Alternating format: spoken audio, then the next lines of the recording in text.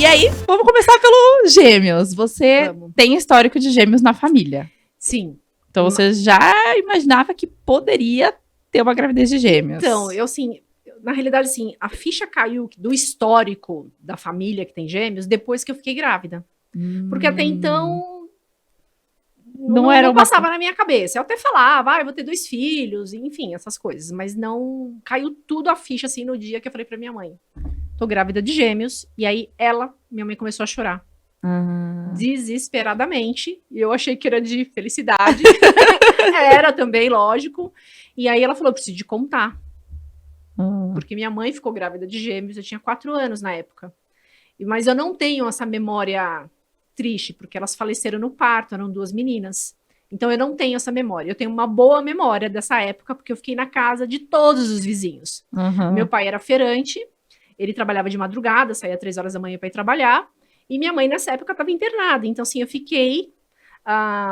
como é que é? A rede de ajuda foi os vizinhos. Então eu fiquei na casa de todos os vizinhos, e foi maravilhoso. Então eu lembro de 4 anos... assim, o pessoal era mais adulto, né? Não tinha muita criança, então assim, fazia um bob, mim. Brincava. Tinha um outro vizinho que trazia suspiro, tanto que eu amo suspiro até hoje. Ele trazia um suspiro todo dia pra mim, gigante. Então assim, eu tenho uma boa memória, recordações. Aí meu pai chegava, me pegava 3 horas da tarde, depois ia pra casa de um. Então assim, eu tenho isso, eu não vivi essa dor que minha mãe viveu. Sim. E aí no dia que eu contei, ela te contou. Me contou tudo o que aconteceu e tudo mais, quis ir no médico comigo, mas assim, hoje, né, na minha gestação já tinha muito recurso, né, 18 anos, 19 anos atrás, agora na dela, né, não tinha tantos recursos, e ela estourou a bolsa, e ela foi achando que era um bebê. Não tinha ultrassom como tem hoje, você não fazia. Era na escuta. Só escutava, né? O coraçãozinho. Então estourou a bolsa com, eu não sei, de 7 para 8 meses. E aí foi fazer o normal e saiu, era para ser a cabecinha, saiu um pezinho. E acabou falecendo no parto, enfim, correu para fazer a cesárea, enfim, um monte de coisa. E aí foi bem assustador, né, saber toda essa informação. E o meu médico foi muito... Enfim, explicou que cada caso é um caso, mas mesmo assim eu fiquei com aquela... Deu um medinho, né? Missão, sabe? Então, assim, eu fiquei com aquela missão. Eu coloquei toda, assim, a história do lado e falei, não, vai ser diferente, sabe? Então, enfim, não tem uma receita, né? Mas cada um eu fiquei muito forte, eu acho. Mas eu achava que você já sabia que tinha histórico, então você nem imaginava que podia ter uma gestação de gêmeos. Então, assim, você sabe, mas como eu não vivi a dor, não vivi isso, e os meus primos... Você sabia que ela tinha tido e perdido, assim. Exatamente, ela falou 2 meninas. E os meus primos, depois a gente foi ver, né, que é da parte do meu pai, essa genética, vamos dizer assim, já eram muito mais velhos, então não tive, assim, contatos. Então, assim, mais velhos mesmo, tipo... 25 eu tinha 4, então eu não tive contato. Você fala, eles são gêmeos, mas falou, o quê? Né? Como?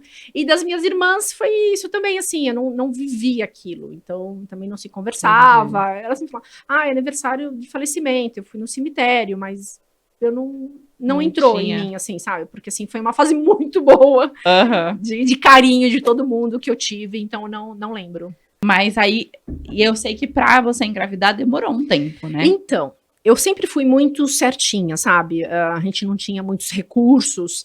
Então, assim, eu comprei apartamento, comprei o carro, queria pagar o carro, comprei apartamento, queria pagar o apartamento. Aí, quando nós pagamos o apartamento, a gente caiu na besteira de anunciar que esse ano vamos ficar grávidos. Aí todo mundo fica... E aí, já engravidou? Foi horrível, Era legal porque as pessoas tinham carinho, mas eu contei pra todo mundo do serviço, pra todo mundo. Então, todo mês, e aí? E aí nada, aquilo foi, assim, porque foi um ano... Sua expectativa e a expectativa de todo mundo ali em cima, né? Não te deixa esquecer. Foi um ano muito complicado, e aí eu só via mulher grávida.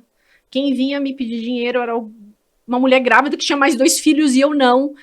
Sabe, no farol, eu só via mulher grávida no shopping, tudo, brotava as mulheres grávidas na minha frente, e eu não conseguia engravidar. E aí eu decidi mudar de médico, eu fiz todos os exames possíveis, e a gente fica com um fardo muito pesado, né? Eu tenho algum problema. E esse médico, ele falou, vamos repetir tudo, Falou, você não tem nada, deixa eu ver o seu marido. Aí levamos o Ricardo e tal. O Ricardo fez um monte de exame. E foi o único que me falou o seguinte, para de fazer atividade física. Foi o único. Ele falou, a gente precisa acertar esse relógio. Pra ele? Pros dois. Ah, pros dois. Porque além dos exames, ele foi o único que falou, o que você faz? Qual é o seu dia a dia? O que você come? Isso, aquilo. E aí a gente falou, a gente vai na academia todo dia, a gente faz spinning, a gente malha, né? Não tem filho, né? Vai, de manhã a gente tá girando, a gente malha, a gente é forte. E aí ele começou a entender um pouco mais da minha rotina e a do Ricardo, que o Ricardo já tinha uma contagem um pouco menor de esperma, mas não era um fator. Uhum. E aí, quando ele começou a consultar o Ricardo, ele tirou um fardo gigante. Eu sempre que eu tava assim, eu queria rir, eu queria sorrir e falar, nossa, não é comigo. Porque a gente carrega como se fosse só da mulher, era né? Um fardo, a culpa sabe? de não conseguir. E as pessoas vêm, por que você não engravida? Você tem algum problema? Sabe? É um interrogatório gigante, mas eu dei essa abertura. Vocês acabaram de assistir um pedacinho desse episódio aqui no canal de cortes, mas se você quiser assistir o episódio completo, tem link aqui embaixo na descrição. Tem lá no meu canal do YouTube Fabi Santina e tem também nas plataformas de áudio, mas tá tudo aqui na descrição. Vai lá assistir.